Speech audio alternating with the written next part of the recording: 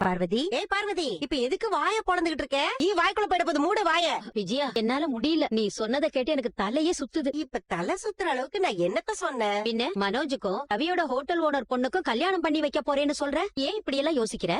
இதுல என்ன தப்பு இருக்கு? மனோஜுக்கு பொண்டாட்டின்னு ஒருத்தி இருக்கா. ரோஹிணிக்கு தெரிஞ்சா என்ன ஆகும்னு யோசிச்சியா? தெரியட்டும், என்ன இப்போ? அவ மட்டும் என்ன ஏமாத்தினால மலேசியா பணக்காரின்னு சொல்லி, அதுதான் என் மனச போட்டு அரிச்சுக்கிட்டே இருக்கு. விஜயா, நீ சீரியஸா தான் சொல்றியா?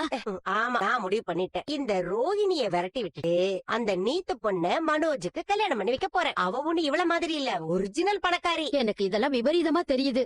ஒரு சராசரி மாமியார் இப்படி எல்லாம் யோசிக்க மாட்டா. அப்போ என்ன கொடுமைக்கார மாமியார்னு சொல்ல வரியா?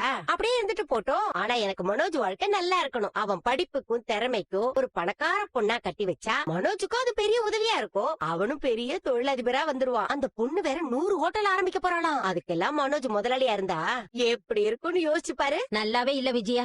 ரோஹிணிக்கு தெரிஞ்சா அவ்வளவுதான். பொண்டாட்டி இருக்கும்போது அடுத்த கல்யாணத்தை பண்ணி வைக்க பாக்குறாங்கன்னு கேஸ் கொடுத்துருவா.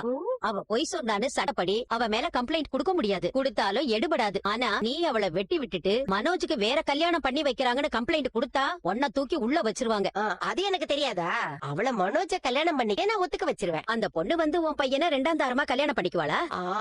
அதெல்லாம் நான் பேசி சம்மதிக்க வச்சிருவேன். இத பாரு விஜயா, நீ ஏடா கூடமா ஏதாவது பண்ணி போலீஸ் ஒண்ணு தேடிக்கிட்டு வந்துட போகுது. அதுதான் நான் சட்டப்படி செய்ய